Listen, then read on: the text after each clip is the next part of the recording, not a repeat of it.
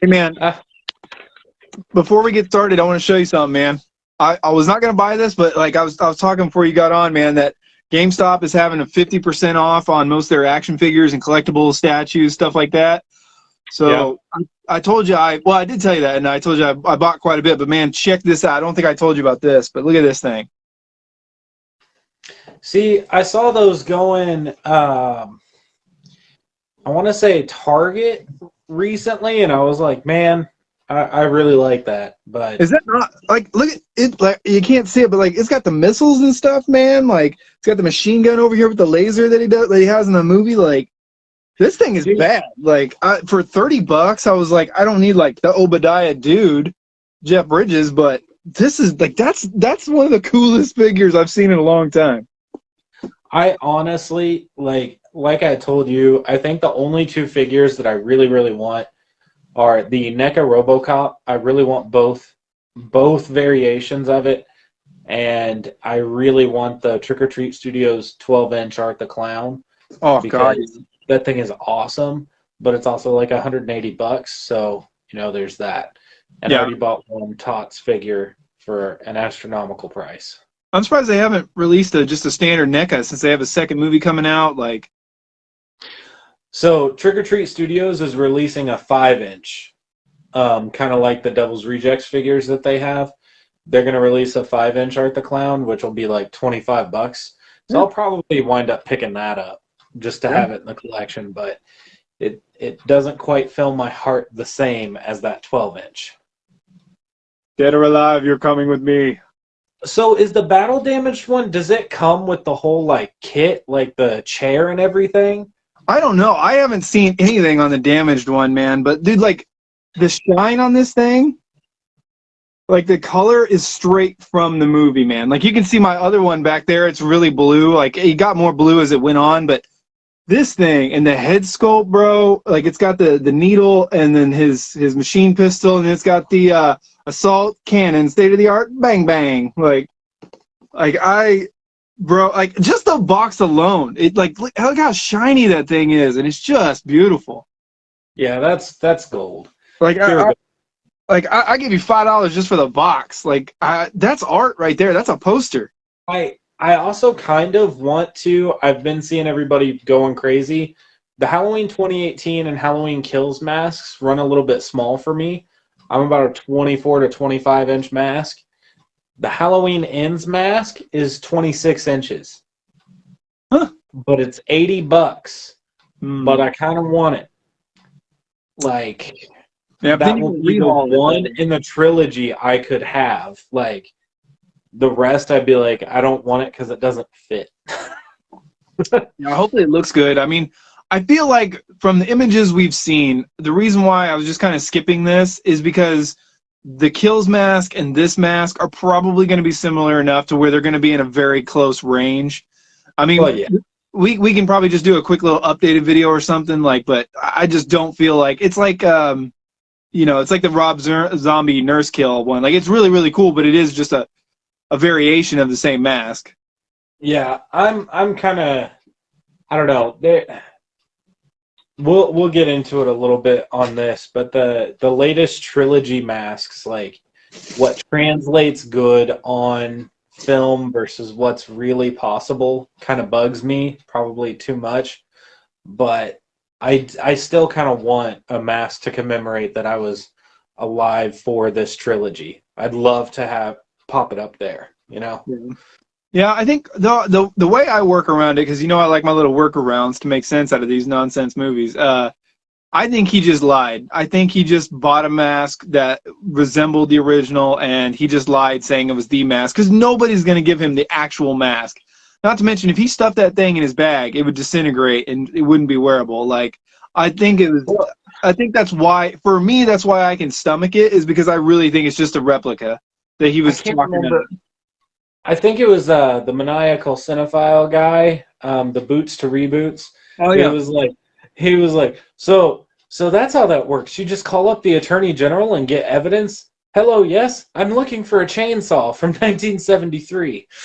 Right. That was great. I struggle to find all the masks to reflect. How many are there? And then are you counting Centurion's mask he made? So this is a little bit on the we kind of picked. We did 22. It could go up by what? At least 3 or 4 that I can think of off the top of my head. yeah, But we did not do all of the Sanitarian masks because we'd be here all night.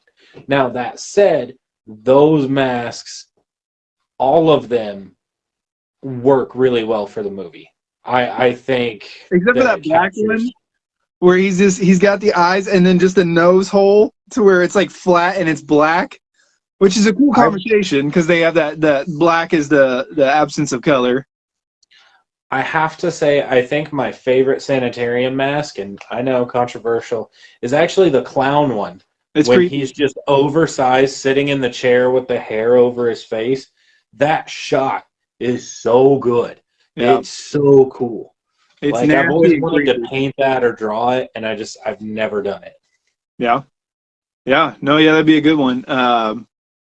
Yeah, so yeah, we did 22, and some of these are very close. Some of them don't get as much screen time, but if they had screen time, you know, it kind of needed to be there. And if especially if some of these we put in here hurt the movie because they shouldn't have had screen time. The orange one is so great, but the clown one is amazing. Yeah, that clown one should have been used more. Get rid of some of those other ones. And yeah, I love that. There's so many good speeches in Rob Zombie's movie where it's like, you know, in some messed up way, you become like my best friend. Like, Yeah. I don't know. I know Rob Zombie, a lot of people trash on those movies, but really, when you stand back, you try to delete the rest of the franchise from your brain and you just watch it, it really is a good movie. Nah, I honestly, we've hit spooky season, and the movie that I'm most stoked to watch now is House of a Thousand Corpses, and that is followed by Rob Zombie's Halloween movies. And then I'm going to work my way right on into the originals. Yeah, I think I'm going to start this weekend with The Fly, Jeff Goldblum, the remake. My mom has never seen it. My wife's never seen it.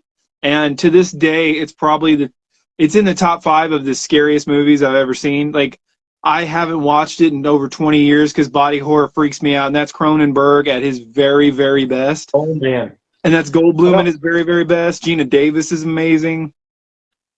I don't know if I told you about a movie I watched. It got an American remake that was not even half as brutal as the original French film. It's in the same vein as High Tension, but it's called Inside. And it's about a pregnant woman who gets in a car accident, loses her spouse, and somebody shows up at her door and is trying to cut the baby out.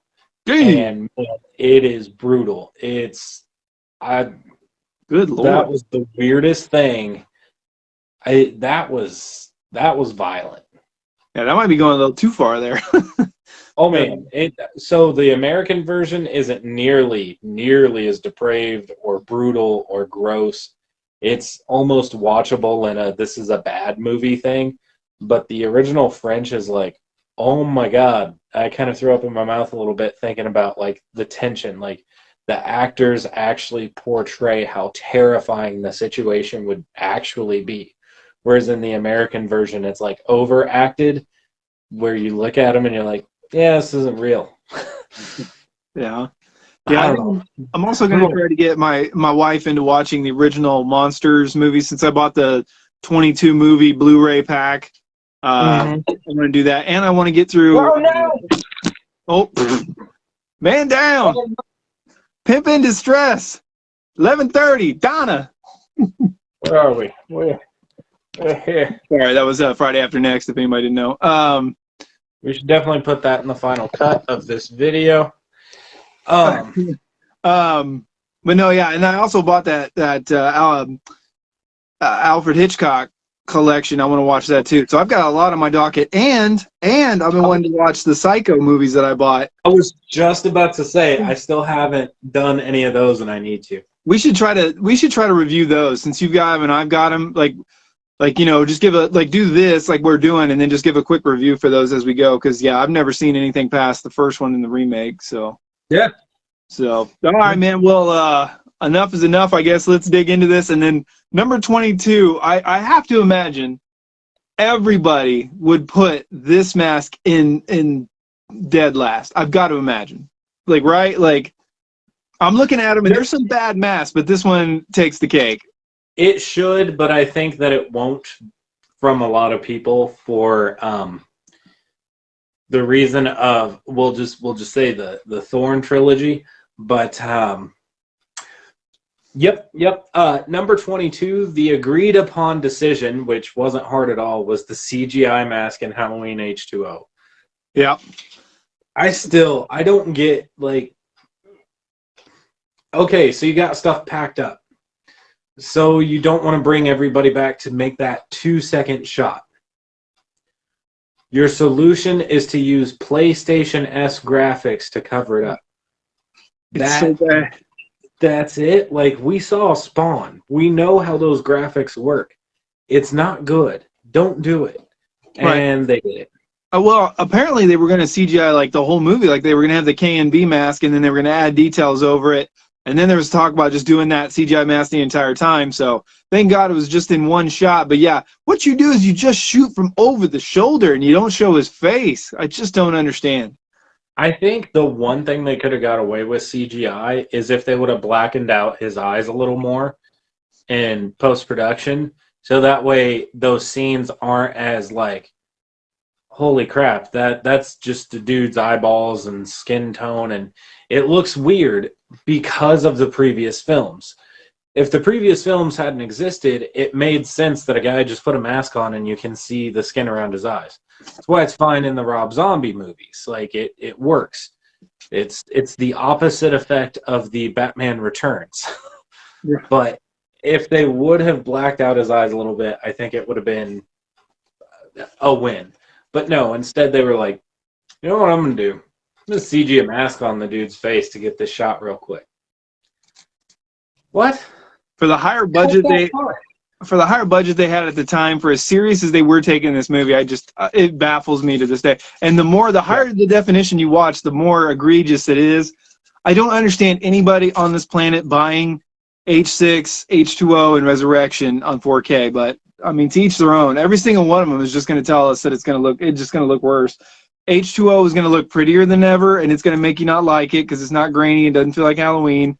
H6, nobody cares for that to be in high definition, super high definition, and Resurrection is one of the worst. Like, nobody cares. It's crazy. Anyway, moving on to the next one, which would be in the 21 spot. Here's where we had a little bit of give and take, but for me, it needed to come in second to last because it was another one of those stupid decisions that they said that they were tired, that they were, been shooting all day, losing the light, I think. And then they said that between being tired and the constraints and hurry, they put in a mask that wasn't painted. So you got the pink mask with the white, yellow hair, and it's just terrible. And they edited the movie. They left it in there.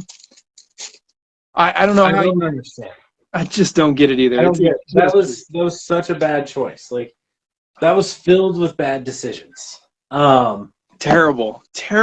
It's so jarring. It might even be like on a low definition, it might even be more jarring than the CGI. On a high definition, the CGI is definitely taking it. Yeah, I don't know, man. I didn't really notice it the first few times I saw the movie, and then I remember I was watching it actually on like TNT or something during the Halloween season, and I was like, it wasn't the movie, it was like the ads for the Halloween specials where they ran a bunch of movies, and they showed the scene with it, and I was like, what? So then later that day the movie was on, so I watched it, and sure enough, there it was. I was just, what? Like, even if there's only 4 people, right? You got the director, the camera dude, I don't know, maybe you're hanging the boom mic from the rafters, you got Donald Pleasance, and then you got George P. Wilbur in there.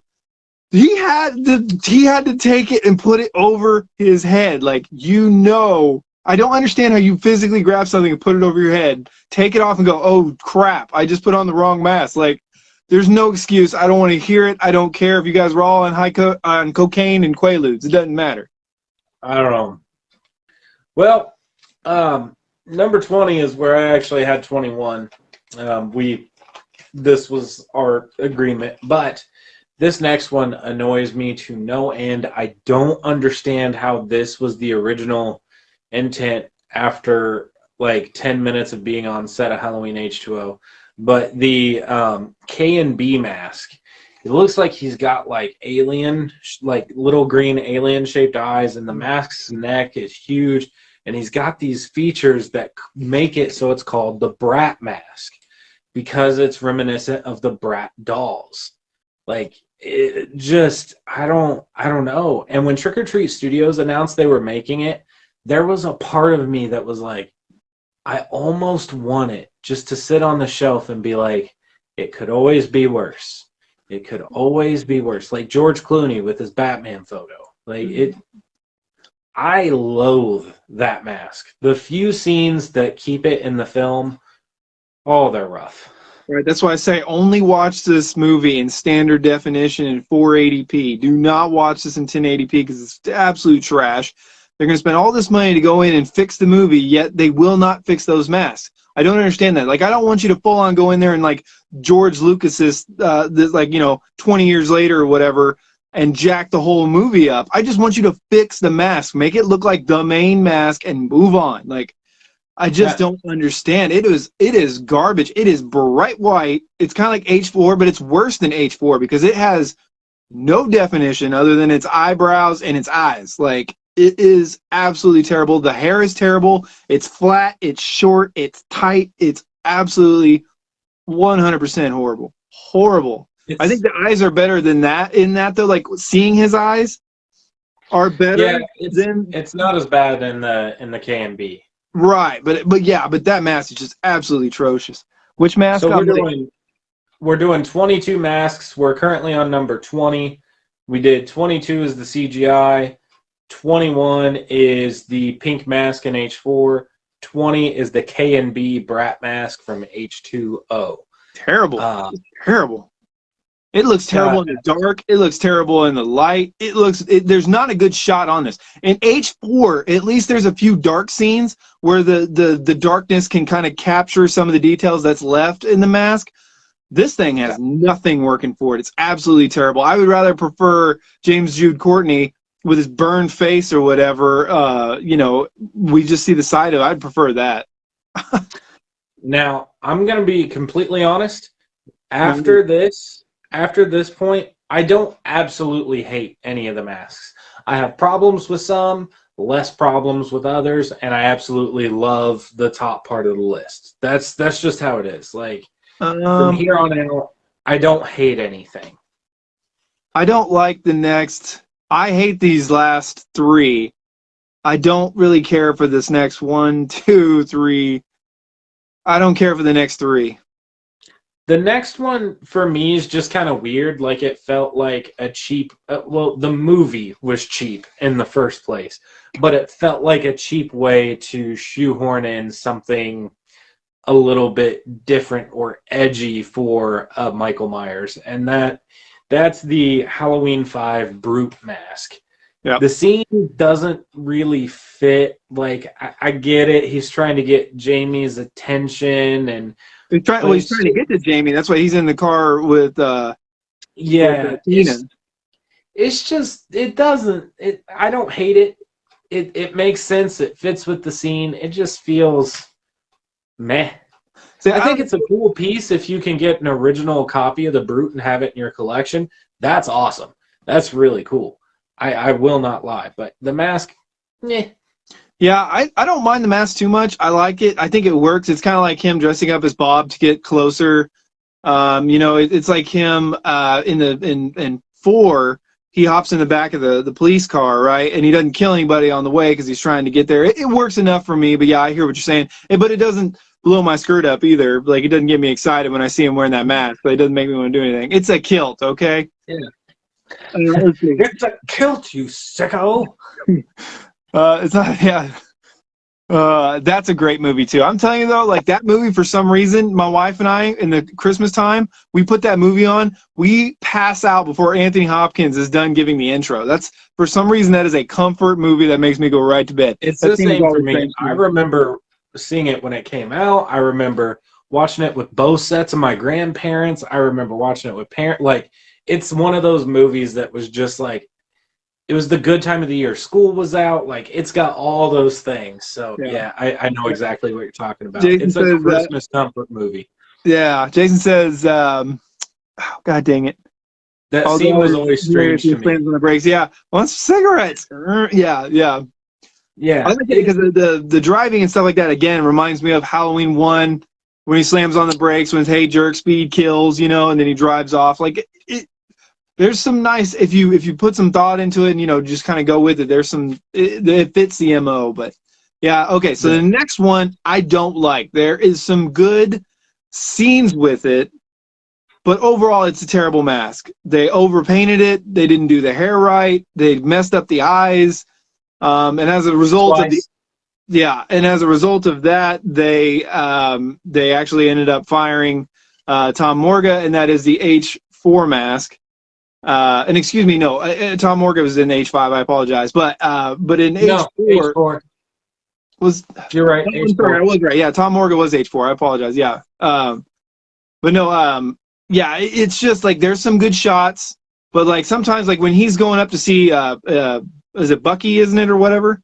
Like at the power plant or whatever, and he's standing there by the car. Absolutely terrible shot. Like it's when it's lit way too much. The stairway scene is okay. When he's sitting there and the rocking chair is good, but there's a lot of scenes that are absolutely trash with that mask. And then the mask doesn't look good either in the back of the truck when he's doing his ninja moves. The only reason that I can defend the H4 mask here, the only reason is you get him walking in to a mom and pop shop and picking it up off a shelf. Until Trick or Treat Studios came around, 9 times out of 10, if you looked for a Michael Myers mask, it was going to be a Don Post Studios The Mask, and it looked really similar. Now, granted, I know the reasons why, but that's how they looked. Like, they were just dark, bright white, either too much or too little hair, and the eye cuts were always messed up. Yeah. So, I mean, I get it. Didn't help. But he doesn't look intimidating. He looks nostalgic because I remember that from my childhood, but he doesn't look scary, which is where we're going to get into. We're going to get to the next one. The next one's Halloween 5, and for one reason and one reason alone, and John gave me this. If I was walking down an alleyway and saw H4 and H5 standing next to each other, I would be more intimidated by Michael from H5 than Michael from H4. It just it's not a good mask. I like it, but it's scarier than the Halloween 4 mask. It kind of has like a Tim Burton vibe to it. Like it just feels like he's going to kill you in all the wrong ways. Like it feels kind of demon-esque. You know what I mean? Like it feels like Crypt Keeper, and I know that's also because he uses the scythe later on. But yeah, I'm with you there. I'll give you that. Yeah, I will give you H5. I also like after his nose break when you can see that triangle over the nose. Something about imperfections on Michael Myers masks make me like them more. The stark white shiny is what I hate the most. Right. So yeah, Deb says H5 is worse than that. Yeah, I mean I can completely understand that. I get it, but it's right. Caleb's it's creepier, man. It is. I do like H4 as well. But H4 is a good Halloween movie. Unfortunately, not followed up by good Halloween movies, which kind of puts it in this weird limbo of a guilty pleasure because it doesn't really go anywhere. Like the climax of 2 kind of kills the rest of the franchise. Anyway, it's slick back hair. It's the slick back hair. Yeah, and because the story something scared me. Yeah. So I could see that argument, but something about if you put the 2 next to each other and I was in a legit life or death situation, I would be more likely to try and run my fat ass past H4 than H5. Yeah. That's just the truth. Like, I can't lie. Yeah, man. Let's see. Hair, no hair. Whoops.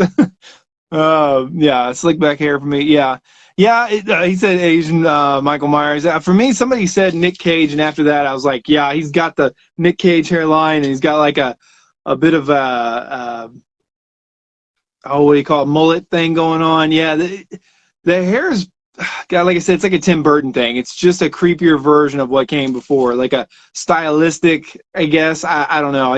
I'm not a fan of it at all. I would delete it from history, and I would put any mask above it in its place. But yeah, anyway, so we're gonna get into some iconic masks here. Go ahead, Caleb.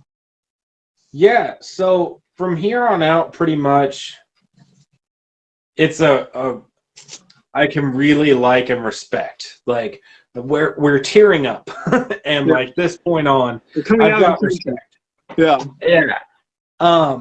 So with that, I think the bottom of that level is the 1978 kid clown mask. Yeah. It's intimidating. It's creepy. It would not be nearly as creepy if Halloween wasn't a movie. Right. But it worked. It worked for the movie. It was weird looking. The scene where he's just holding the knife and Michael and takes the mask off, and you just see like nothing going on there.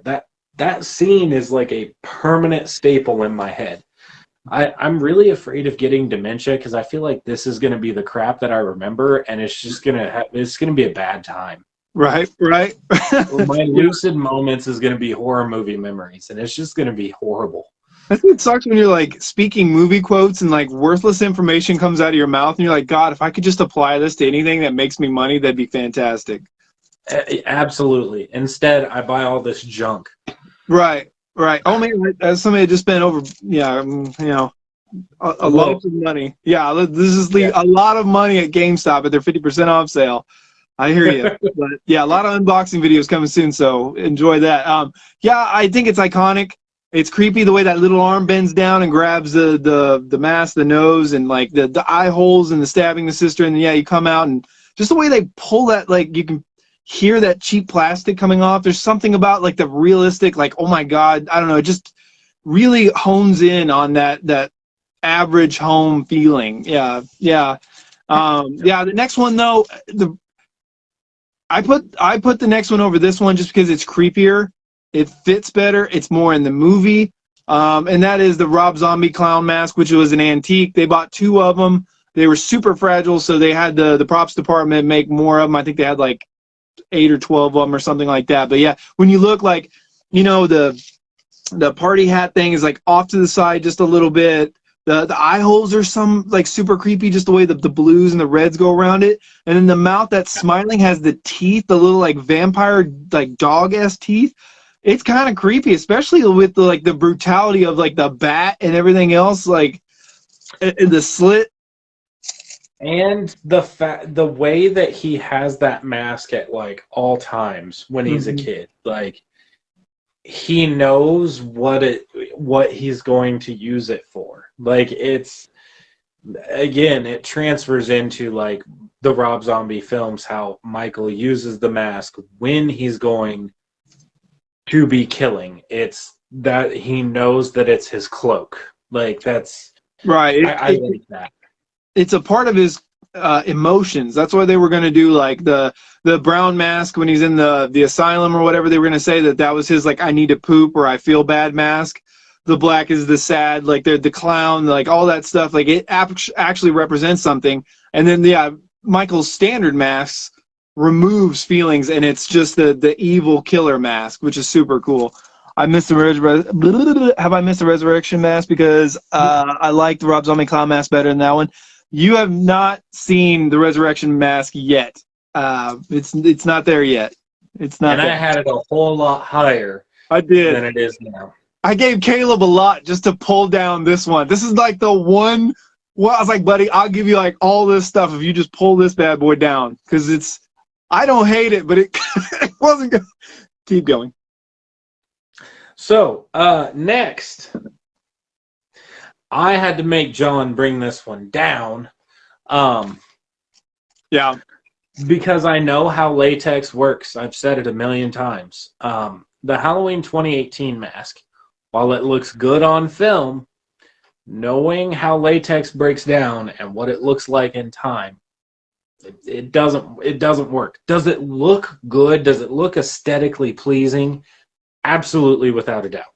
It looks scary. It's intimidating. But if you look at the original Halloween masks and how they broke down, it's much different. It is scary though. It would be terrifying to have somebody come at you with that. The way that the mouth starts to separate, so it just kind of sags, and then it just kind of cracks, and the paint turns this smoker yellow. Mm-hmm. Like that is how it breaks down and looks scary.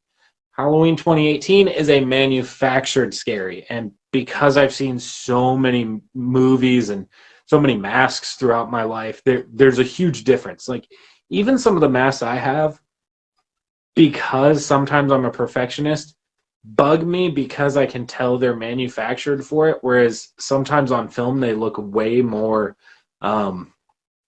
authentic, whereas trying to replicate it at home, you just can't. It looks manufactured. So sometimes I'll paint one of these hockey masks up and look at it and be like, it's just not genuine to me. It looks like it was painted to look like that instead of looking like that. Right. Yeah. It's a nitpicky thing. The mask looks good, but it's weird because like I respect like the eyes look super dead. Like the emotion looks removed from the mask, but for some reason it looks so like that it just doesn't move me in any way. Like, it's not bad, it's not good. I get around that, like you were talking about, like I get around the aging of the latex because, like I said, I think he just got a prop mask or he bought one and he said it's the original mask. Like, there is nobody on this planet that would think that he would be able to go and get that out of lockup, out of a prison or out of a evidence locker or whatever. It's just not going to happen. Like, it's just not going to happen. So I think it's a replica. I think he was lying. That's how I justify it, because it's the only way it can be justified. It cannot be the original mask. It makes no sense. But yeah, 2018. So from 78 clown mask, which was 16, to now, these are really until, well, I got one more, and these are like the middle of the road where I respect them. I do like them, but they don't do a whole lot for me. So this is like that middle of the road. So yeah, this next one though, I have a lot of nostalgia for, but it's not high up because it's trash. 100% with you. Mainly the eyes and the hair in half the shots. God, the way it's... This is the Stan Winston Halloween H2O, or the Grail of Halloween H2O. This mask is the most seen. It's not bad. Like, if you walked into a Halloween store and saw that as a replica Michael Myers mask on a shelf, you'd be like, all right, that's pretty solid, actually. That's workable. You can make that scary. But the way it's executed in the film, they show it's like skin tight on dude's face, on Chris Duran's face. Like right there. And so you see like all this. And then you get this hairdo that looks like a Backstreet Boys, like 90s boy band, like flop with the hair, which is like, I don't know. It just doesn't look right. It doesn't. It doesn't hurt my feelings necessarily, but yeah. I can say that it's bad. Yeah. I think they made a good stab. Like, that is one of the best stabs that they took at making something. Like, I mean, look at Halloween 4 and 5. Like, this is absolutely blows those out of the water, but it still sucks. There's two scenes that stick out for me for this mask. Number one is when he gets kicked in the nuts, and he's like, this is like, he looks like, a young Frankenstein, like. Yeah. And then the other one is when the girlfriend, John's girlfriend, takes the brick and like Hercules grunts, hits him in the head. And he like pauses and he snaps up, and the way he like has his head angled and he's like, lurching forward to capture them, like he lingers just in that pissed off moment for just a second, and it's fantastic. When they keep him at a distance, it's not bad, but man, do they have a lot of close-ups, and then the ending with him pinned there and the eyes and reaching out, it's all bad. Like, it's pretty bad. It's not, he has the biggest eyes. Oh, God. The scared eyes. Terrible. Yeah. No, absolutely. This is where I start to like the masks. Yeah, I have to actually give it to the next one. That said, Jason's gonna take this and be so mad, and I don't care. Yeah, on H2O. Sorry, but the next one, and what's funny is John and I like didn't really challenge this one at all. Like this was near this point. Like it just wasn't, and that's Halloween Kills. Yeah. Is it intimidating looking? Absolutely. Do I like how it got burned? You betcha. Do I think the cheek wound looks good? Yep. Do I think that it looks... But yeah, it's solid, but it's made after a mask that was made to look like a fake latex breakdown. Yeah, I think, though, that you should be able to give it a little bit of a breather just because it is in the next movie. It's not all about the mask and where he found it anymore. It's just about what's Michael doing. So I think that's probably why it gets up there a little bit more for you. It's darker. It's nastier. Michael is mean in this movie. They do a pretty good job of, even though he's like in a lit parking lot or he's in the house or stuff like that, but like the shoulders burnt up, like he looks darker. So in the light, it looks better. Than a lot of the Michael Myers masks. Like Too Much Eyes. Still, this is my favorite mask of the series. Yeah, Deb said that 2018 is her favorite in the entire series, so that's good. Yeah, What's funny is I tried to make this list from a little bit of a universal and my own perspective. If this was my own personal perspective, this list, John and I would probably be fighting. Yeah, this is hard trying to do a combined one because I was like, look, this is going to take us forever we might burst through it real fast at the end, but yeah, I was like, we got to just combine this. That way we get all of our thoughts out real fast. I would like to say that this next one was much, much, much, much, much, much, much higher on my list. Not because it's a good movie, but because the mask works, in my opinion. The look works. It looks like 2002, and that's Halloween Resurrection. I love that mask. I think that it took all of the best parts of the Winston H2O mask and was like, all right, I know where I'm going to go from here. Also, there are like 2 or 3 different hero masks. The opening sequence... Terrible. The way that they don't do this. Don't do this. When he busts through the door like H2, that hair is absolutely. He's got an afro coming through the door. No. It's because they actually put hair like it is. I can't think of the name for it. It's punched all the way through the mask. So somebody sat there with a needle and individual hairs and punched the whole thing. To try, so when he went through the door, it didn't show like a glue spot and a bald spot. That is dedication. That is awesome. So I respect that opening scene mask more than the others because it looks, that's how it should look. When you go through a door like that, if you do it with any store-bought mask, it's going to flip and then there's just white. That's just what it is. But the difference is, it's like when Brendan Fraser was making The Mummy. They were like, look cool doing the action and don't die. Like, it's also about, like, what do things look like? Like, you have to maintain cool, and that is a terrible-looking shot. Like, I'm glad that they put effort into it, but it still looks bad. I don't think it looks bad. Oh, it's terrible. I'll just send you a screenshot of how bad that looks. No, what looks bad is when they're hanging and the stunt person wearing the Michael Myers mask, when Michael and Laurie are hanging, is too small for the mask, and he breathes in, and it sucks the mask into his face. Yeah. Like, the fact that made it to Final Cut, it's like... Right. That gets me every time. Just be like Spider-Man when he's hanging upside down and she's kissing him and he's drowning in the rain. Like, just don't breathe. You don't need to breathe. Just hang there. Yeah. Well, I feel like I gotta let you take the next one the because next you had a one, lot of emotion I on this. love this. I love this next one. I think that it should have been in the entire movie.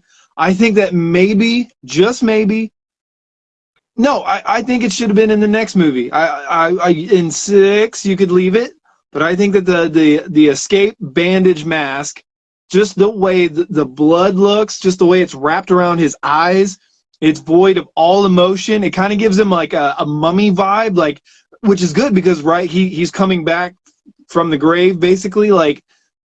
It is so super creepy. I don't like the way that Tom Morgan is standing there in the doorway. It's very narrow, and he's like shoulder, wide. Don't like his stance could have been better in that shot, the way it zooms out in it. But when he's killing that mechanic and just drives it into him, I love the bandaged mask so much.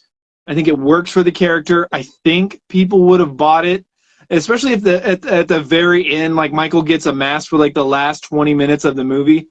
Yeah. And then like maybe at the end it's all damaged and like it comes off or something like that, but the bandage mask is awesome, and I think he's rocking it throughout the entire movie, so technically he is wearing it the whole movie, but the bandage mask, man, is just so awesome, and it's a shame we didn't it's almost like going in reverse, where it's like the potato sack Jason and then you get the mask. This is kind of going in reverse, but I actually like it in reverse. I won't spoil too much because Deb hasn't seen any of the Friday the 13th, I don't believe. So, Bandage Mask over Resurrection, yeah, man, I've got to do it. I like Resurrection a lot, but there's just something special about the Bandage Mask and the way it fits and what it does for the story and what, like, where we've come from, and like it just feels right. I love that so much. It flows. It flows. It flows. Yep. Very So organic. I gave you that one. I had to give you that one. Man, now we're coming up. We're coming up quick. Number 9. This one is not necessarily one of my favorites, but I cannot deny. This one would be a little bit further back for me, but I cannot deny how mean and nasty, and like once again we were talking about like a realistic feel to it, and like it feels like Frankenstein's monster, right? Like it, once again, going back to like the Mummy, like now we're talking about like Frankenstein's monster, man. It just feels right. It just does. It works with what they were going for. I love it. Caleb, take it. This is the Rob Zombie Halloween 2 Torn Mask. So from the strip club on. This is the way Rob Zombie did the progression of that mask is perfectly executed, in my humble opinion. This end scene, of course, it's a little bit on the weird, goofy side, but it makes sense. It's logical. Like it's torn up, it's ate up, it's looking gross. The lady just ripped part of it off, and Michael uses the mask as his emotion. So is he going to take it off because it's broken? No, he absolutely is not. He is going to leave it on as long as he can. So I really, really, really, really appreciate the Rob Zombie masks and the fact that he uses them as a progression of his story. Right, it kind of reminds me of like he does a really good job of like when you look at the behind the scenes stuff of like Predator, and they talk about how each individual character had their own like war paint, right? Their camouflage over their face, and as the movie went and they were sweating, they had to shed their gear, so they have less and less clothes. And then like their face paint is starting to wear off, and then Arnold goes into water, and then it's just like the attention to detail, the thought that goes into the character and the costumes and all that. Like it works. It's like with Silent Hill. I can't remember her name, but the main actress, they had her in a shirt, the white T-shirt that she was wearing as her undershirt. They had over, I want to say like 200. And each one was barely a shade darker, and they changed it between every single scene. That is an attention to detail. All Rob Zombie H2s are on this list, but they're not all included with that choice, if that makes sense. It doesn't make sense. They're all on this list, but number 9 wasn't all of them. Yeah. Perfect. Yeah.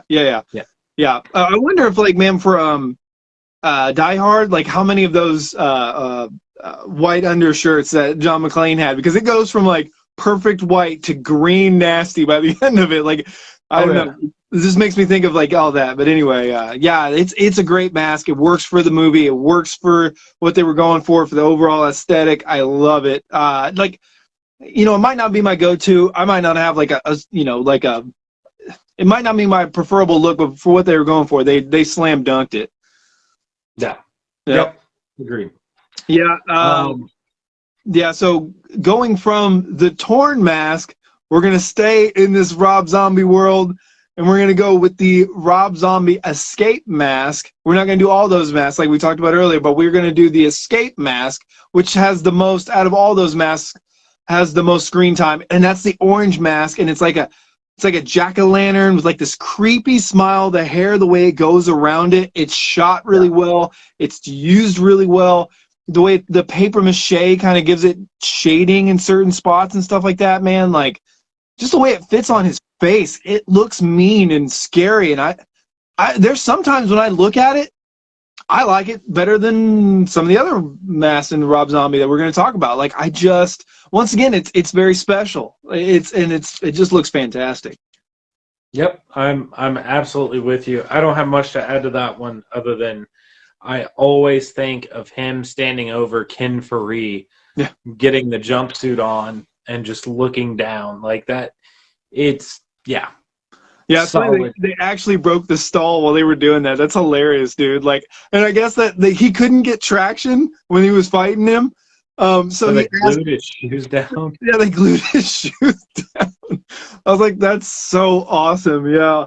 Got a burrito deluxe talking back at me. Gonna be a while. And he's sitting there reading a dirty magazine, dude. So great. What's weird for me is I put this relatively close to this without even thinking. And I do appreciate the Rob Zombie, all of the Rob Zombie masks a little bit more than this, but somehow it crept through on my list around this spot. And that is the opening sequence H2O mask, which is a Halloween 6 mask with a little bit different hair that's more like the Stan Winston H2O mask. The reason it got cut is because they thought that people would connect it to Halloween 6, and they were trying their best to separate from Halloween 4, 5, and 6. They didn't want the Jamie Lloyd story. They didn't want the cult stuff involved, and they thought people would get confused. Arguably, though, I think that mask would have been the best mask in the movie if they had just left it alone. I agree, but I from a marketing standpoint, my degree is in marketing, which doesn't mean anything. I've never used it, but from a marketing standpoint, I think that it was smart to put in a different mask. I would have rather have seen that mask. Obviously, it's high up, but I do understand where they were coming from. But man, just the way he steps into frame, and it's so perfect because he feels like with that mask, with the way he's just got his shoulders kind of thrown back a little bit and his chest out, like, and the way he just slowly rotates into the doorway, it looks so good and so fits so good from that H6. I just love that. It's the best shot of Michael Myers in that opening. It might maybe the whole movie. I know, like I said, when he gets hit with that brick from She-Hulk, and he gets up pissed off, that's my favorite of the entire movie. But man, just for a mask that's in the movie for 4 seconds or whatever it is, it's scary. And the way they shoot it too, kind of from that downward angle, it's a freaky mask. Yeah, I agree. I really, really like that mask. Like, honestly, I kind of want to get an H6 mask and have somebody do the hair up like that just to have it on display. Because I feel like even a lot of the most, like, serious Michael Myers mask collectors don't do that mask. They just have an H6 and then just jump to the other H2O masks. And, like, come on, man. Toss in one with the crazy hair. Let's do it. Let's just do it. Right. Oh, man, we're already up to 6. I know. Yeah. This is where they get a cool nickname. You did well. Yeah, you did. Hang on. This is where. Hang on. I just want to make sure. Actually, I would say that from the Rob Zombie, our number 9 Rob Zombie torn. No. From H4 Bandage, I love all these. I love all these from the H4 Bandage. Mine would be from Resurrection up. So Yeah, just so yeah, you're right there, one back. Yep. Yeah, sorry, I meant to mention that when we got there, but yeah, this is where I really start to love them. And obviously, as I explained it, I do love the bandages, but just wanted to say, like, from here on, like, these are all, like, when I see these in the movies, I'm like, yes, that's what I want to see. You did a good job. Like, this is fantastic. This is fits the movie. Yeah. I mean, you would not have. Well, you go. I don't want to ruin it, but you go ahead. Give your what you call this one. This is the Floorboard Special Rob Zombie Halloween 1 mask. So it's really clean, and he looks like a bobblehead, and then he hides it in the floorboard, comes back to the house years later, pulls up the floorboard, pulls out a mask that actually replicates how latex breaks down. Not a perfect representation, but a much closer to realistic representation. Rob Zombie's Halloween masks, he paid attention. He knew what he wanted. He knew how it would break down. It made sense. The yellowing around the cracks that were forming on the mask, that really happens. The kind of just the weathering looked a little over the top, but it worked for the movie. It wasn't like, oh, we're gonna carve in sculpt in wrinkles to make it look more aged. They paid attention. The mask wouldn't wrinkle. It's not skin.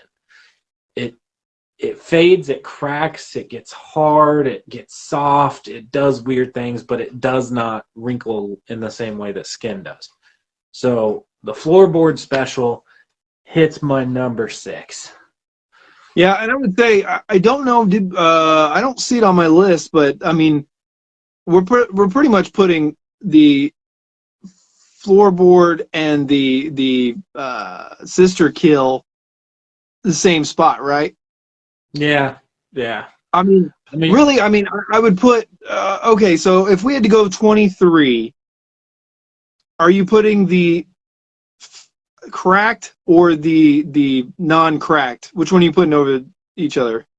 I would put the cracked over the non-cracked. It's just the clean one's pretty scary, but it's done so well. The weathering, the aging, the torn up look, it's executed. Wow. So it feels like a lion. Like the clean one feels like a lion. The lion is gonna tear your head off and you're gonna be dead. But the cracked Floorboard Special feels like an alligator that's gonna tackle you and just roll you in that death roll, right? Like that's kind of what it just feels meaner. It just feels nastier. That's kind of I was trying to figure out why does it make me feel that way, and that's kind of what it is. It's like a quick painful death or like a lingering death roll. So yeah, I would put that too. So I would put let's go 23. So we'll actually put the clean in what is that? So we would put clean in 7, and then 6 we would put the Floorboard Special. Yep, that works for me. I'm good with that. All right, man. So the next one I'm gonna let you take, and then I'll take the next one after that. Okay. What's funny is a lot of people give Rob Zombie's Halloween 2 a lot of hate, but you got to admit the progression of this mask. Again, I will not stop talking about it. It makes sense. So we are to the mask when he is getting his. He's getting beaten by one of Falcone's men. The guy from Sons of Anarchy. God dang it! Yeah, he's from Bobby. everything. He's in everything. Yeah. He's getting beat up by Bobby from Sons of Anarchy, and then he just reaches in his bag, pulls out his mask, pops it on, and just annihilates everybody. What I really, really, really appreciate about this is everybody gets mad that it's brown tinted, but it's because the paint is wearing off. The paint's wearing off, and the grime has built up. So it makes sense. It fits. If you take the paint off of any one of these masks, they're going to have like a brownish, tannish color. It's 9 times out of 10 how they pour the latex. So again, he paid attention to how the mask would break down. And I like that you get the bigger holes where the damage was from the movie before. The hair is even more crazy because it's just been strapped into his little sack there for forever. I love it. I love it. I love it. Yeah, for me, like, again, it feels like rotted skin. It feels like Frankenstein's monster. It feels like Creature from the Black Lagoon, like you said, like moss, like he's becoming like the monster. Like it just it works so well, and it's great. It's just so great. I love it so much. Yeah, I'm fully on board with that one, man. And I what I really think is funny is the next one that you really want to take this one because you have conflicting views. Well, it's mostly because it's the shining beacon of the movie. And then hold on real quick. So Deb says Rob Zombie's mask is Matt's favorite. Which one out of all of them does he? I know he doesn't like H2 Rob Zombie's H2, but does he like those masks, or is it more the Floorboard Special? But yeah, no. This next mask, man, we went through.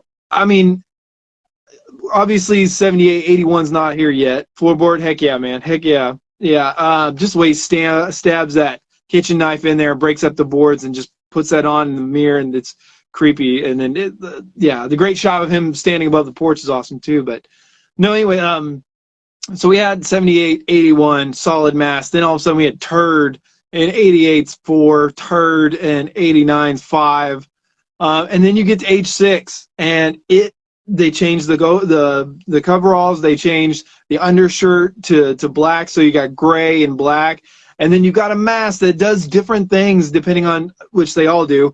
The light, but the way they use the light is pretty good throughout this movie. So it's like raining and storming, and then he's in the shadows, and then he's in the light. So it really has like a white grayish look, and then it kind of has a bluish look, and it just looks so mean and void of anything. Like, I know he's being controlled by the cult or whatever, like there's all that stuff in there, but it adds to that zombie monster, and it goes back to basics of making the mask scary while not losing what made that first mask awesome. You know, like just a little bit of detail, keep the eyes under control. The hair was rock and roll. Like it could have a bit of a fro look to it, kind of puffy, but it was done just right, where it was different enough, but it was mean enough to stand out. And H6 is just, everybody loves this mask. It's probably top 5 on everybody's mask list. It is. And what's funny is, if you think about who designed the mask, John Carl Buechler, who also designed Jason's entire outfit for Friday the 13th Part 7, or AKA Bone Daddy. So you get somebody who knows what he's doing. Because if you talk to any person who's aware of Jason and they're aware of all of his looks, no matter what your favorite look is, that is still probably the best. Like, it is. I have personal favorites over that, but that one is, when he comes up out of the water and you see the exposed rib cage, you see that skin, it's just nuts. It looks good. And then they tasked him with a Michael Myers mask for Halloween 6. I think what's interesting is he didn't go the traditional approach and try and make something that mimicked H1 or H2, but he also knew that H4 and 5 masks weren't good. So he started from a ground-up sculpt. He went for it, and I think he nailed it with what he was given. Yeah. 5 mask sucks because it's supposed to be a direct one from 4, so that's why it really sucks. But it fits the movie it's in. 4, for grabbing it off the shelf, it sucks, but it fits the movie it's in. You could also say in the first movie he grabbed one off the shelf, but now finally you can just and here's a mask that for whatever reason he has a cool mask now. We don't have to explore whatever, but no, Jason, H6 is our number 4, so we have 3 to go. Yep. 3 masks above it. Yep.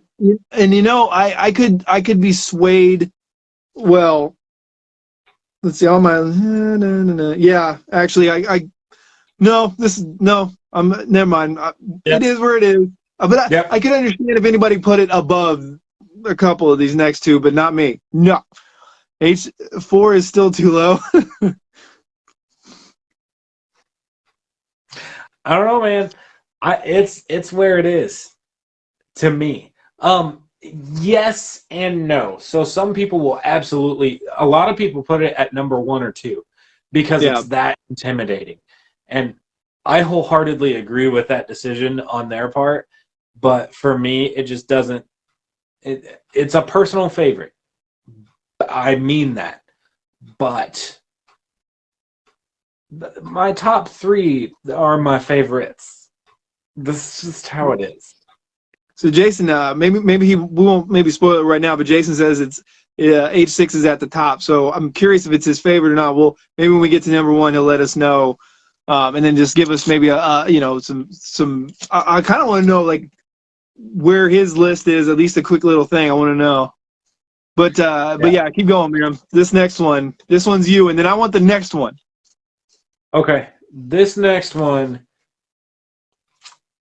Every time I see this scene, I think how absolutely perfect Michael Myers looks. It's from top to bottom, the damage he's taken from the first film, and that's going to be the Rob Zombie Halloween 2 dream sequence, or the nurse killer.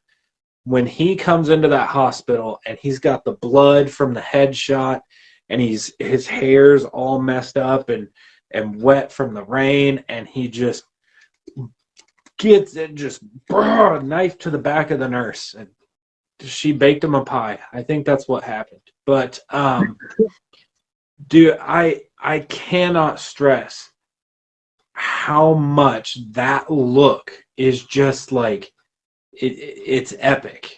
Regardless of what you think of the movie, and most people agree with this, they hate the movie, but they cannot talk enough about how great he looks here. That is probably the most scared of any of Myers' looks that I would ever be in person. Like, you could put any of them in front of me, and that one might be the one that does it. I love Dream Sequence, but I prefer Hobo right before Stripper rips it. Yeah, so that one we only had a couple down, but yeah, it's the Rob Zombie progression is great. This is just my personal favorite stage. And right, when he's out in the rain and like you can feel the weight of that mask, and the way like how heavy that hair looks in the rain, and the way he just like dismantles that little guard post station thing, like it.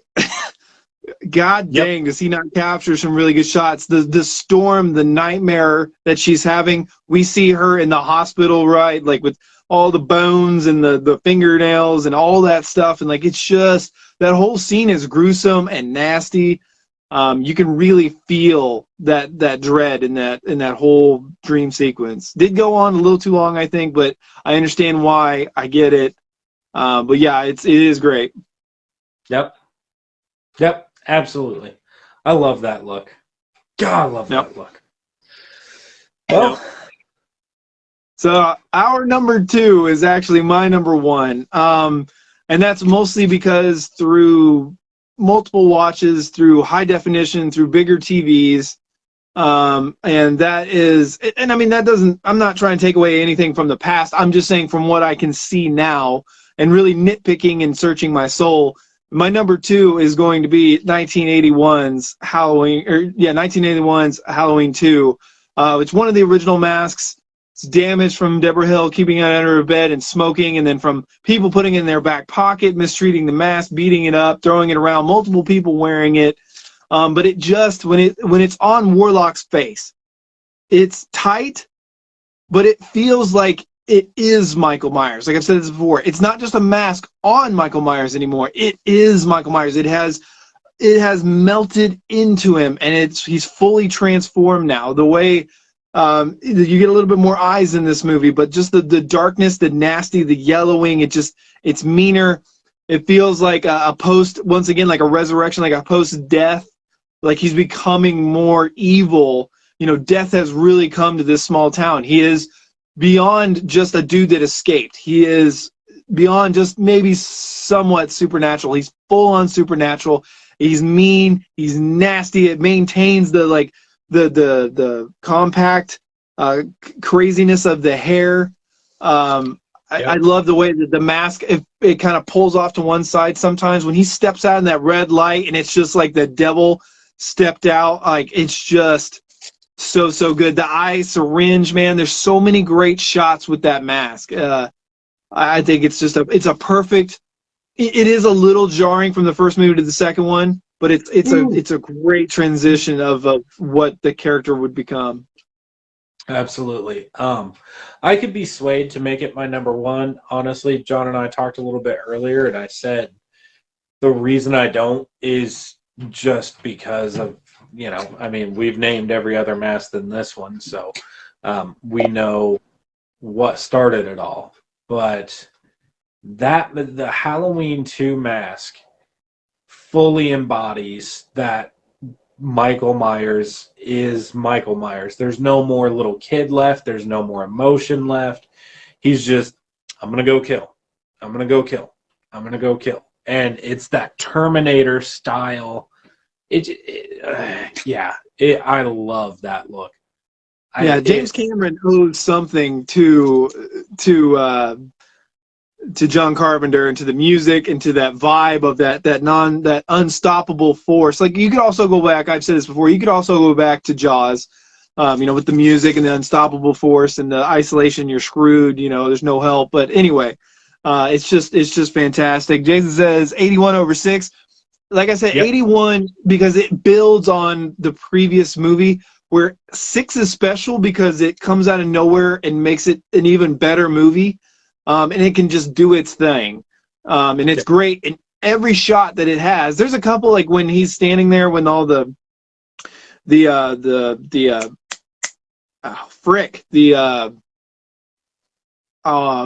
cult members are standing by him, and he's standing there, and the neck is a little long. It's got a weird shot, and there's like when he's in the ruins and he's trapped there. Like, there's a couple shots that don't look amazing, but overall that mask looks good in every single shot. Like, it looks great. But 81 is just that perfect flow from that first movie. It's even meaner. It's even nastier. Like, it just works. And like, I love that it's perfectly stretched where you still get the detail, but it's not like in 78 where you can kind of see some of the air movements. He's got kind of a monkey face a little bit because it gets narrow, and the lips kind of pucker because it's pulling it in a little bit. Like, and it also, the hair is perfect in every single shot in H2, where it's matted down and then it curls just a little bit, and it's kept.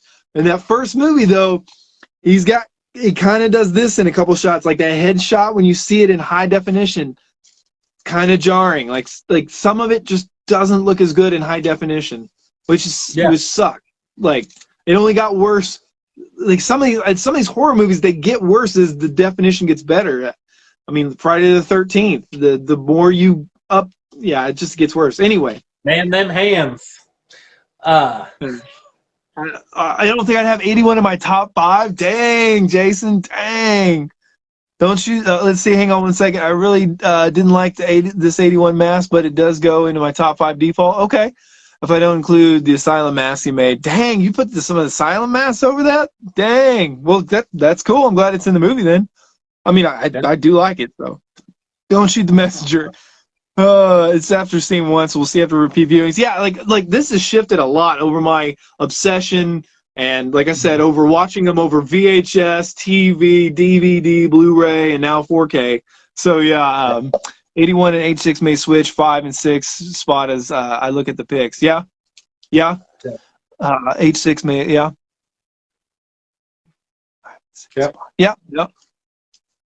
Man, 81 Absolutely. When he make top 5, but obviously that leaves the last one. Caleb, take it away, because you had to have it in number 1, and I couldn't fight you for it.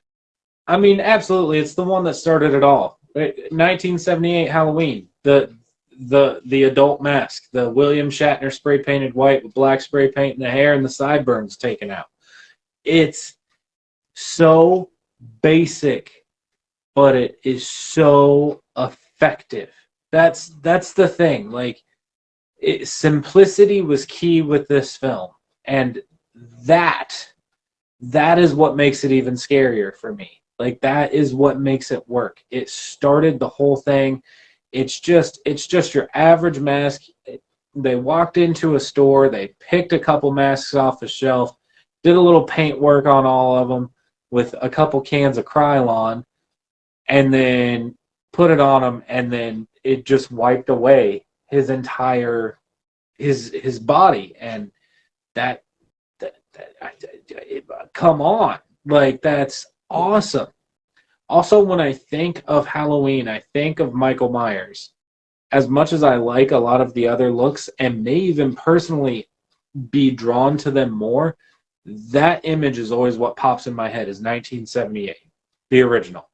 I think that Dick Warlock, the Warlock stretch, is 10 times better. I think it's 10 times scarier. I think that Tyler Maine's Michael Myers looks overall the best because he's the most intimidating. But what started it all looks amazing.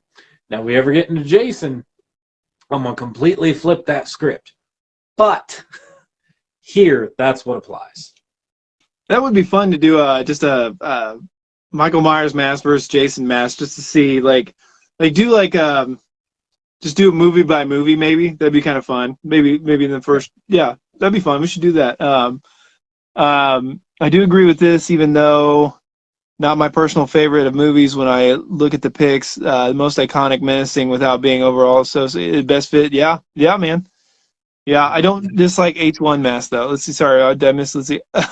I can fight you for it. I don't dislike H1. Yeah, H1 it's iconic. It's solid. There's a lot of amazing shots. Like the closet scene is iconic. Pretty much all the shots with the mask on are iconic. There's just a progression that I think actually works for me, and just the way the movie goes too is just, it goes from the Hitchcock like suspense build to a Friday the 13th slasher fest. You know, it's just it once again, like we were talking about, the masks fit the movie they were doing. Whether or not we like them or not, it's a different story. But yeah, real quick, Caleb. So just real quick, blast. Do you want to blast through your list, or like just your solo like?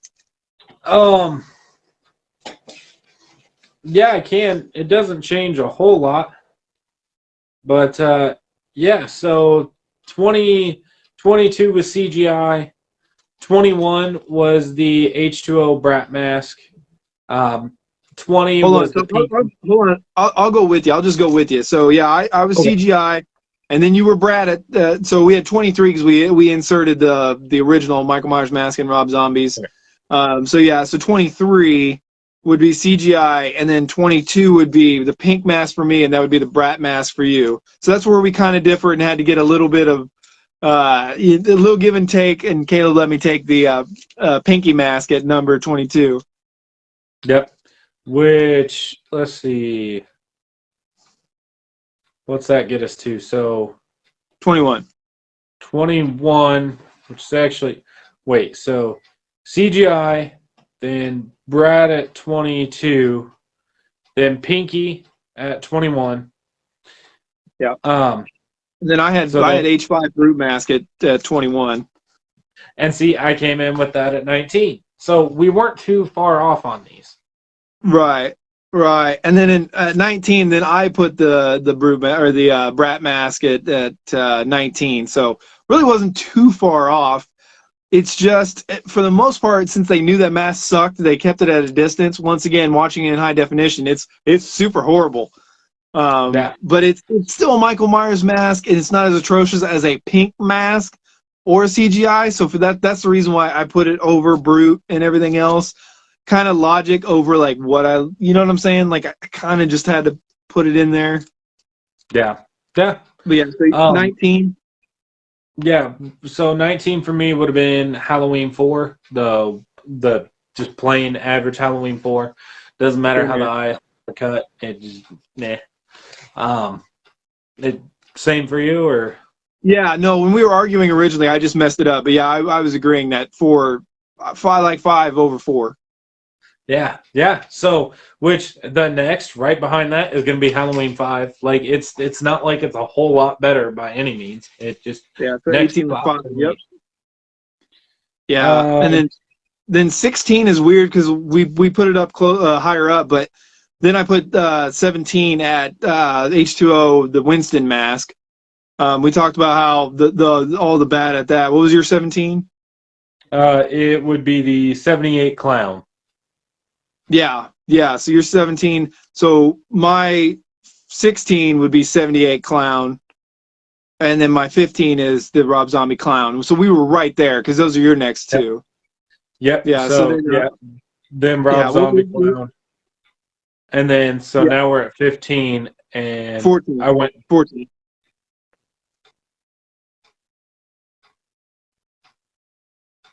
no, wait. No, because we inserted one. Right. Yeah. So my 13, I just add one. I'm at the 13 spot. You add one, that's 14. Okay, so my next was Halloween 2018, and then And then I put Resurrection in the 14 spot. I, nope, then I went Halloween H2O Winston. Wow. Yeah, this is where we got weird. Yeah. Then I put on 13, I put Rob Zombie's Torn Mask. I put Halloween Kills. Yeah, my kills got a lot higher on there. I will say that. Yeah, yeah. On 12, I put 2018. I went the Halloween 4 Bandage Wrap. Yeah. So mine's close. So my 11 is of the Rob Zombie Orange Escape, and then my 10 is the H4 Bandage. So I wasn't too far off from you there. Which is funny because my next one was the Rob Zombie Escape. Yeah. Followed right by the H2O H6 combo mask. Right. So that's at your 10, and that was at my 9. So we were really close right there too. Yeah, yeah. Which my 9 was going to be the Rob Zombies Halloween 2, the Torn Mask. Yeah, and so I had that at 13, but like we talked about it, like it felt right to put it here, just with the respect for what it was going for. So that was something just like, once again, like a team effort, the combo, that felt right to put it there. And then my 8 was Rob Zombie's H1, the Floorboard Special. well, no, my 7 was, or excuse me, my 8 was the before kill. I actually have mine on here, so I might have missed one on mine. I didn't miss on the combined, but yeah, my 8 would have been the first kill when he's a boy and wears the mask. Okay. My next was going to be Halloween Resurrection, coming in at number 8. Yeah, see, I had Resurrection at 14. You had at 8, and I was like, dude, this is just. I like the Resurrection mask, but like it can't be. But looking back at it after we talked about it, I'm comfortable with What do we have it at, where 11 or Resurrection 12? landed. Resurrection landed at 12 on our list once we added in that extra one. Yeah, 8 is still too low. Nah, man, because from here it gets good. We got the clean Rob Zombie Halloween 1 mask, so when he's a bobbleheaded kid. Like, if you take away the kid and the bobblehead, that mask is awesome. Yeah, it is. It really is. But above that, I put in kills for my number 7, just because I just like that crispy look, and it just flows into the outfit. Once again, it's taking something from a previous movie and just making it better. We haven't really seen a burn mask like that necessarily. I don't know, for whatever reason, this is where that landed for me. I like our combo list almost better than my list, though. Like, after we've talked about it, I like our combination list better than my own. I don't know, that's really fair. dumb, but God, where am I? Okay, That's number. it, I think. Okay, so yeah, the next one is the Floorboard Special Halloween 1 for me. Rob Zombie's first. I mean, it's just cool. It is cool. Yeah, see, I put H6 at number 6. And then I Yeah. put the floorboard at number 5. Okay. My number 5 was the quote unquote hobo Michael Myers mask. So the kind of browned, decayed mask, the in between from Rob Zombie's Halloween 2. Yeah. See, I think that's where I messed up. Like on yours, you forgot the on yours you forgot the bobblehead, and on mine I forgot because I put in the torn. I've comboed the torn with the hobo, and I shouldn't have. Oh, I yeah. forgot to separate those two. So, but they worked out perfectly because you know what I mean. Like, Yeah. I feel like their spots are pretty solid where they're at. So yeah, and then mine would be I put in 3 would be the nurse killer, and then 78 and 81. Yeah, and so my number 4 was H6, 3 nurse killer, 2 warlock, and 1 the original. So really, we only really struggled. There was resurrection, and then there was I think 18. I had at 12. Where did you have 18 again? 15. Yeah, so there was resurrection 18 that we struggled on. I had kills way higher than you, but really there was only like 3-4 masks where like, okay, dude, like we're gonna have to work out something here. But like I said, I think I like our masks better than our combinations better than those. But yeah, man, so many masks. So Evil Dies Tonight, 40 years and 23 plus masks, like, or different variations. Like, holy jumping Jiminy. We still got another one that'll be a slight variation. I was really hoping that, spoilers, by the way, for Halloween Ends, from Kills spoilers, but I was hoping that we'd get a very bloody Michael Myers mask. So the side that's not crispy really gets some blood in there. You know what I mean? So that way it's still some white, but you darken up the other side with some blood. I think that would be really cool, but it doesn't, like, there's some, but not enough to really like, oh, wow, that's so much better. You know what I mean? Yeah. I don't know, man. I just have such low expectations for what we're going to see in October. Speaking of October, I realized I don't know what day, but Vengeance 2 comes out in October. Oh, nice. Yeah, we should cover that. Yeah. Friday the 13th, Vengeance Part 2. I had it spaced my mind, and then I happened to scroll across somebody shared a poster for it, and I want to say it's October 8th, maybe, is when it's going to be released live on YouTube. Yeah, I'll have to look at it again. I was following, but it's been a minute. Yeah. I like how Jake says, how can H6 not crack the top 3? I'm sorry, man. I completely agree and understand how somebody put it there. I do, but yeah, man, we're going to have a crazy time, man. We got Hellraiser, we got Terrifier, we got Jeepers Creepers, we got Halloween. Like, it's a good time to be a horror fan. Pearl, I believe, comes out. I still need to see X. Yeah, I just watched it. Everybody loves it, man. I would say lower your expectations and you might enjoy it a little bit more. It's a really solid movie, kind of like The Black Phone. It just didn't blow my socks off. Solid movie. I really like it. Love all the characters. All the one of the main characters has a very Matthew McConaughey vibe to him, and I love that. The rest of the characters you really you linger on and you like them, but it just, I don't know, for some reason, I guess, I don't know what I was expecting out of it. I just didn't blow. It's a solid, I'd give it a solid 8, maybe an 8.5. I really like it. I just don't know. I don't see why everybody's like 9 and 10, but nobody hates it. I haven't heard a single review. Like, this is actually one of the few times where most people are like, I really liked it. Like, and it's not the other side. You know what I mean? Like, I'm usually the guy that's kind of in between on the higher side or the lower side, but like most people are like, I hate it, it's the worst thing ever. I loved it, it's the best thing ever. But most people Yeah, seem to really like it.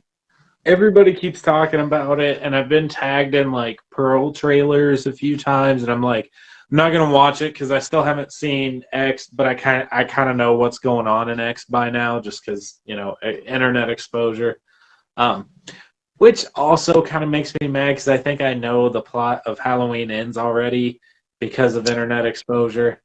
And I've been hiding for the most part on ends, so like everything that's been kind of spoiled is not like it's giving me an idea where it's going, but not the destination. So I think I'm going to be okay with that. Jason's saying that I put Resurrection in 3 or 4. Dang, I do like the Resurrection Mask. I do. There's just I like the mask. respect on Resurrection.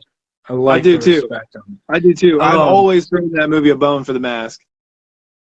I did not read spoilers. I accidentally watched a YouTube video where somebody was discussing upcoming horror movies, and they kind of spilled the Terrifier 2 beans, which, I mean, I'm not going to Terrifier 2 to see a plot. I'm not going into it thinking, oh my God, that's what I'm here for. I mean, everybody who saw the first one, you're not there for the plot. Right. But it kind of sucks because the little bit of plot that the movie was going to have, I think I already know it. And well, maybe it's something where it'll be something else and it'll kind of actually make you like it even more, kind of a thing. I don't know. Yeah. I will say everything I've seen for Hellraiser so far makes me even more interested. She looks terrifying as Pinhead. The new dude, what is it, Mask or whatever that is, that looks freaky. The plot, I like the idea of the plot behind it. It fits. It looks like they're going more for Hellbound Heart instead of the Doug Bradley Pinhead, which I'm all for. Yeah, we don't watch Terrifier for a story. No, we do not. No, we watch Terrifier for art. Yeah, we watch for murder and then Art's over-the-top mime impersonation. Right, and poop smearing and chest wearing. Care. My favorite thing in the world is watching him fall on that tricycle. That is just great. I love the Pizza Hut one where he's like goes from like angry face to like playful face. Yeah. Like I just for whatever reason, like, and then when she gets in the car, man, and he's like all bloodied up, he's like I'm like, God, when I saw the movie, it was like, God dang. I also really like when she gets him and he flips her off. Right. Do you know how he got the name Art? I don't probably because he makes art with his poop. I don't know. Probably. I know it was maybe it's not art. Maybe it's because he was making art. Like maybe that was the joke, is that it's poop, he's putting it on the wall and he's saying this is art. You know what I mean? Maybe it's not necessarily his name. Maybe it's just like that was a joke, and it's like Pinhead, where it's not really his name, but it's, you know what I'm saying? It just fits the blah, blah, blah. I would actually, if I'm right on that, I want a blue ribbon that says first place. I'll just take a Blu-ray of Terrifier 2. But I will say, I know the original was a like 15-minute short or something. Then you had All Hallows Eve, which they brought his story back into, and then the actor who was playing Art the Clown stopped acting, and that's when they brought in David Howard Thornton for Terrifier, which he got to expand on his character Art the Clown, and then that spun into a huge after-release success, and now we've got Terrifier 2, which got held back a year, and I can't wait. Pinhead, they never call him that in the movie. Right. Right. Yeah. Right. No, and that's what I'm saying. Like, they never call Art the Clown Art. We just see him smearing it on with the poop, and that's why I'm wondering if it's like he was joking around saying, I'm making art, haha, and everybody just ran with that like they ran with Pinhead. Like, he's supposed to be like lead Cenobite or the priest. It's not, he's not Pinhead, it's just what he's known to be now. I don't believe the shark was ever called Jaws either. No, that I believe the shark's name was Bruce, if I'm correct. The mechanic shark, I believe it's called Brucey or Bruce, I believe. I'm pretty sure. Yeah. But Man, Jaws never had a no. Yeah, I'm also excited. It's like Art and Terrifier. Like it's Terrifier, Jaws. It's the yeah. We've also seen some articles stating that Netflix got a green light to a Texas Chainsaw Massacre 2022 sequel, but Yep. I haven't. So I've seen that leaked from like unreliable sources. I have yet to see one from a legit, hardcore, like they know what they're talking about source, which is making me skeptical. But I do actually hope we get that movie. I want the continuation. It was a runaway success. I would be amazed and shocked if we didn't get a sequel. It was a runaway. I mean, it was one of the highest streamed thing for however many weeks straight. Like, it will get a sequel. Yeah. I just don't know why they're being slow about it. What I think is funny is like when Netflix released it was about the time that my dad finally actually got Netflix, and he's like, yeah, I watched that new Leatherface movie. That was wild. And he was like, I don't think I've seen anything like that before. And I was like, yeah, that bus scene. He was like, yeah. And I know I've watched most of the movies. I'm just like, yeah, that's how this happened. Like, it puts the massacre in Texas Chainsaw Massacre. It really does. Yeah, Jason says I love TCM, man. So do we. I mean, yeah. The movie, absolutely. Once again, we were talking about like Prey or whatever. Like the movie is, if you want it to be one thing, it can be that thing if you want it to be. But when you really step back and look at it, it's a combination of a lot of things, which is different than Prey. But a lot of people tried to make Texas Chainsaw Massacre some kind of agenda-driven something or other, and it had topics in it. But so did the original Texas Chainsaw Massacre. It did exactly what I wanted it to do. And with this one, I said it before, I'll say it again. With Texas Chainsaw Massacre 2022, they introduced characters who had things happening that are happening in real life today, but they didn't dwell on it. They used today's lingo, they used today's world, and they put Leatherface in it. Gentrification is happening. School shootings happen. The Confederate flag is an issue in today's topics. Like, it literally had those things, and so people are either saying it's woke or it's anti-woke, but I think it was just literally mimicking the world that we currently live in. That's it. Right. Well, they even took two of the polar opposite characters and gave them my favorite moment in the movie. My favorite moment in the movie doesn't even have Leatherface. It's when she sits down with the dude and he's like, I can't even imagine what that's like to go through. Like, that little heart-to-heart with Richter and what's her name. It was great. It was great. Right. Yeah, well, and it's like, it's one of those things, too, where the movie is trying to tell you that, like, look, from his side of things, he's strong and he wants to protect, and this is how he protects. This is what he knows. From her side, she has been a victim of a horrible thing, and it has damaged her.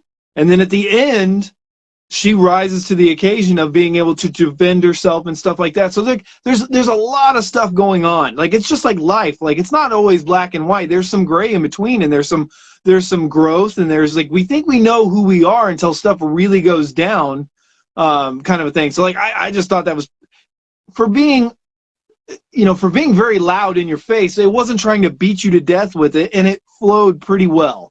Like, it was strong, but it flowed pretty well. And exactly. I'm with Jason where Prey's a solid movie, but yeah, people are losing their freaking minds over it. Solid movie. And then Jason said that Texas Chainsaw Massacre, it didn't force these topics on you. Right. It was showing you different perspectives from different people, which is like coming from a very small town, which is fine. There's pros and cons to everything. And then there's if you're a farmer and you have your land and that's all you do all day, every day is your farm, and it's your business, and you have to take care of your family and whatever, like, if you only had to worry about one little thing, you know what I mean? Your outlooks might be more concrete and, well, this is what I do and da-da-da. But if you're subjected to all sorts of different revenues and aspects and ideas of life, you have no idea who you would be. You know what I'm saying? You have no idea if they just picked you up and dropped you in a different part of America, or dropped you off in a different part of the world, or like if they stripped all your money from you or stripped your identity, or there's a whole bunch of different things that like people think you know who you are, but you know what you've been through and what you think, but you don't really know until you've actually lived in there or been through it.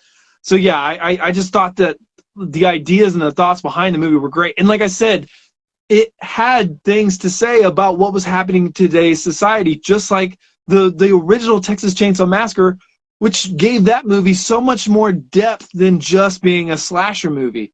You know what I mean? That's why people have written,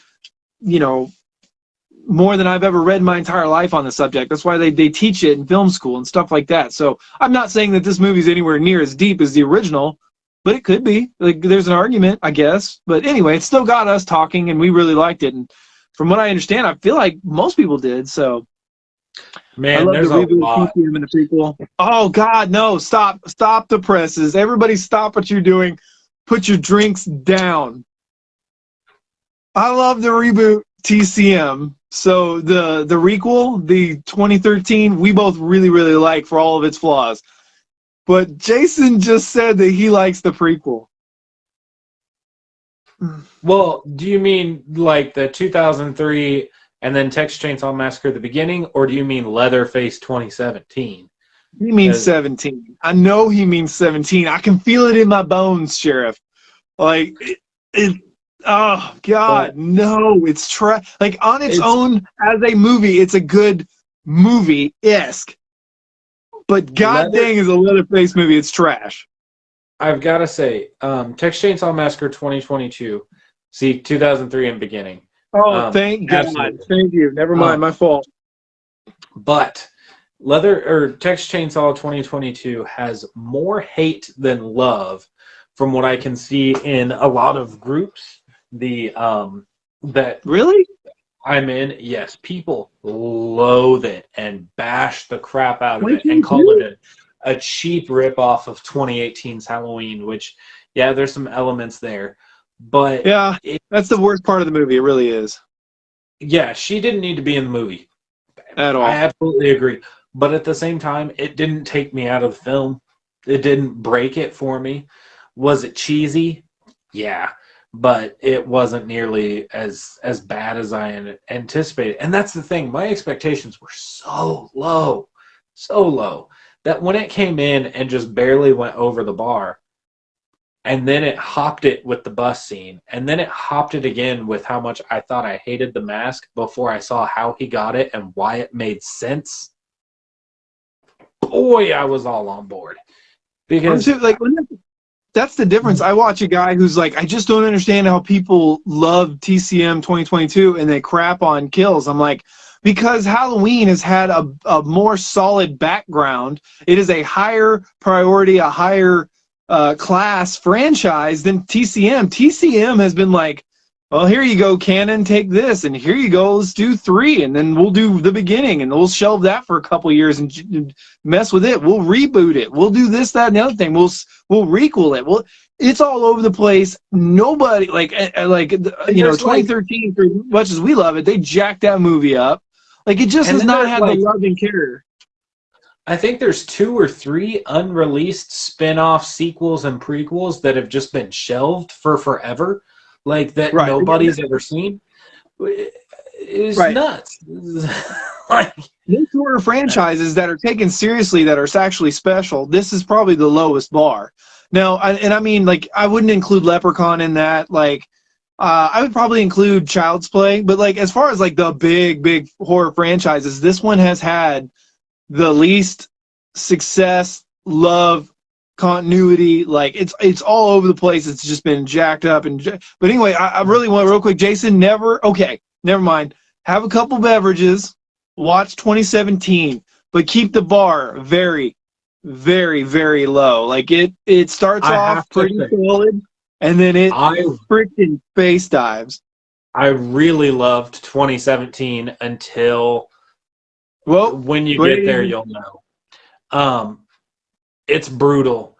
it's disheartening. It feels, honestly, it's like a mimic of the cinematography and the look and feel and the sounds in the film remind me of Devil's Rejects in a good way. So that is all great, but you're going to hit a point in the movie where you're going to want to throw your phone through a window.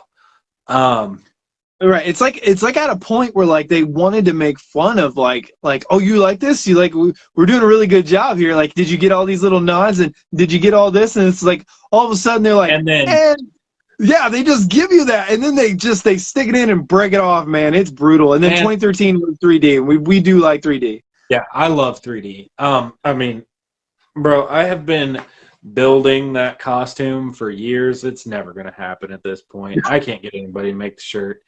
That Leatherface is honestly like top tier for me. I love Dan Yeager's performance as Leatherface. I think he continues that sympathetic character from the original, unlike any of the others. I love that. He's I do easily have the some second issues best with the Leatherface. movie, but it is. And when John and I talked about it not too long ago, I was like, we talked about the Texas Chainsaw Massacre movies, and I was like, 3D is the most replayed in my house. It is. It's the easiest to watch. I can pop it on while I'm cleaning house. I can pop it on while I'm cooking dinner. I can do whatever. I can actually sit down and watch it. I can have it be background noise, all that. It's an everyday type of movie, which most of the Texas Chainsaw Massacre films aren't that. 2022 is working its way up there for me. But 2022, there's some gruesome spots in 3D. 2022, like with the door flipping and stuff like that, with there's some stuff where like you need to be in the moment, like it requires some of your attention because it's the build of it and everything's so good that it's one of those movies where like 3D is a movie where you can turn it on because like the good moments you can turn and you didn't need the build to the good moments. Not saying that's bad or anything. I'm just saying it's more fast food, yummy Taco Bell, and then but 2022 has got those moments where it's like damn, I got a $5 box and I got a number 4 or something. You know, I got the taco pizza and I got the $5 box. Like, yeah. Man, I cannot preach 3D enough. Like people get so up in arms over the timeline thing, and look, I get it. It was a massive mess up. But it's fictional characters in a fictional world so it doesn't matter to me. When I was in the theaters watching that movie, I remember thinking I wasn't really here nor there until the officer had the camera and the gun and he's going through the house, and I remember thinking how cool that shot was. Had I noticed some of the weird timeline things by that point? Yes, I had. But I had let it go because that scene was so cool. Like, it made me think of the original Halloween, but in Leatherface's world. Like, he's trying to make it through. He's live streaming, and then, spoilers, he screws up and shoots a potential survivor in the head. As a jump scare, but it wasn't a bad jump scare. It was a jump scare with purpose. So, and I appreciated that, and I liked the direction that they planned on going with it. It was supposed to take over for Saw and be an every year Halloween release, and they had 3 or 4 more films planned with Dan Yeager and Alexandre Daddario, and then it got received pretty poorly, and that sucks because I would have loved to have seen more of that. Had they just tightened it up a little bit and fixed that timeline, man, I bet we would have got more. Like, that timeline was a huge stickler. Keep in mind, though, when this movie came out, like, it was 2013, smartphones had only been, like, the smartphones they were using really had only been around for about 3-4 years. Now they've been around for about 15 years, and we don't hardly remember a time where, like, flip phones are weirder than the normal smartphones, right? Like flip phones feel dated.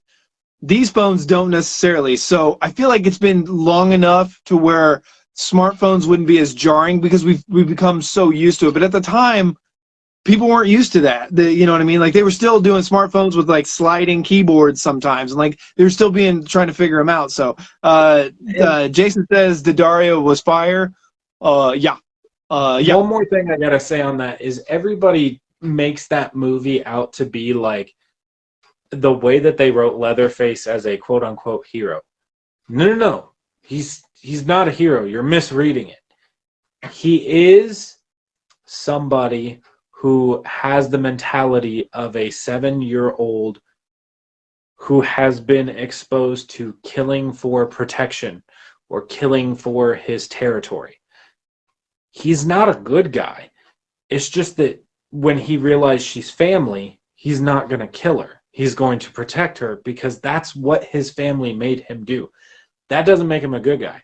Would locals, if they found out that, oh, there's a cannibalistic killer living in our area, small town vibes, yeah, a large gang of people's probably going to get up and try and do something about it.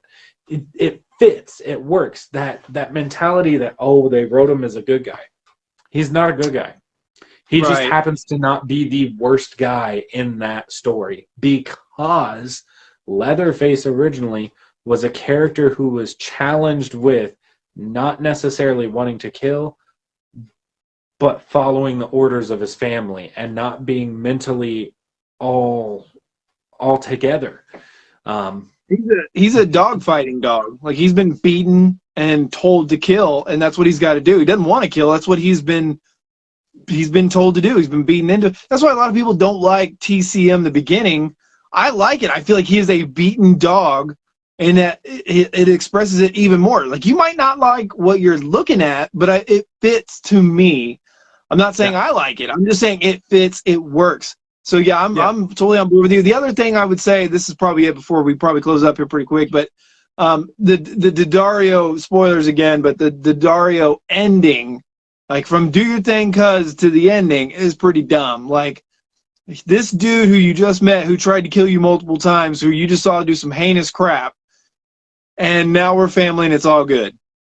Oh yeah, no. I agree with that. However, it is a cool shot when she starts taking care of him and he quickly grabs her. Like, that's cool. That's a really good shot. And you can tell that he didn't mean to harm her. He was just telling her no.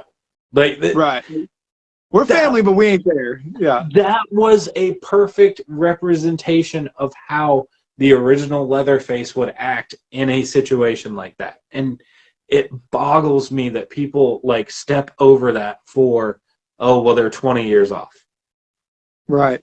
That was the biggest landmine, and then that very ending with her just going in there is pretty dumb. No, we really do. Jason, yeah, we rank the beginning really high. Yeah, we rank it really high. We really like the beginning. In some aspects, I think beginning is better than the reboot. There for a while, I would actually say I like the beginning better, but now after rewatching it, it's meaner. It's gruesome. I like the characters, but the first movie has better characters. It flows better, has a little bit better cinematography.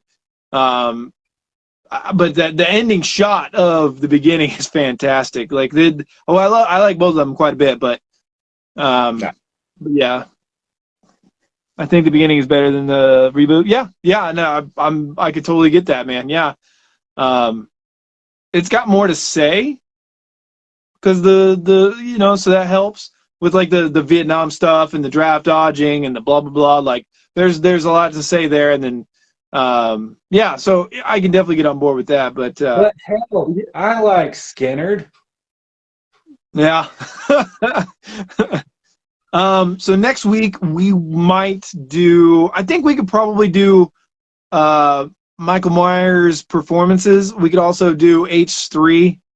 I wasn't sure how long this one was going to take. I think we could probably do the performances. It'll probably be about the same length.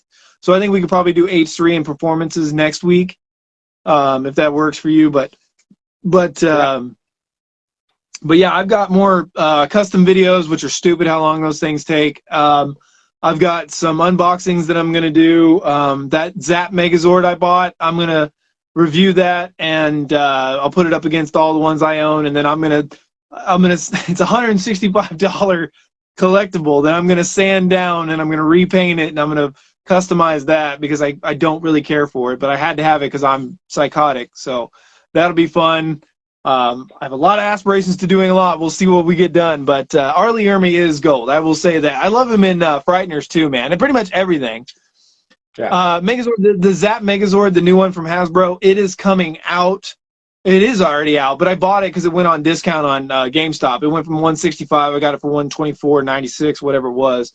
So yeah, that'll be soon. But yeah, I mean, I've got just in my arm's length. I've got this is my custom Hasbro that I did.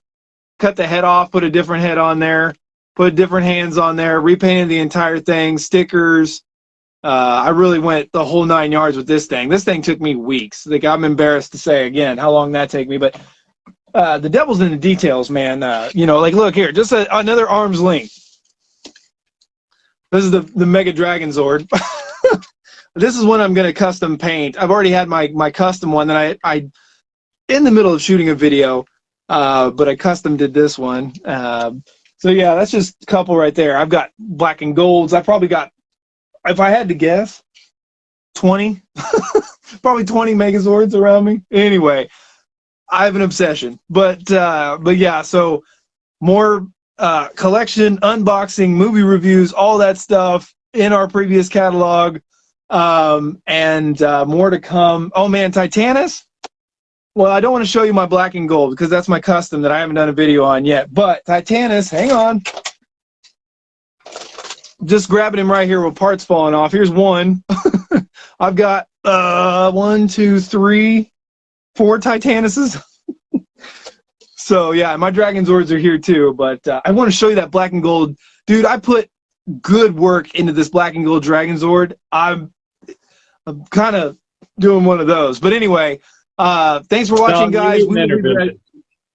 I know, yeah, I know. I'm bad, man. As a kid that only had a small Walmart and we didn't go to Toys R Us ever, we didn't go to any of that. I think I'm overdoing it now. Maybe just a little bit. But yeah, check us up. Thanks for watching again tonight, guys. We'll be back next week with probably ranking the Michael Myers and H3. We need to get that knocked out. Halloween Ends is now officially, I think, less than a month away, somewhere right about there. Yeah. Less than a month, October 14th. So we are coming. Lots of good October stuff coming too. So stick with us, and we will be back for more. Till next time, we're out of here.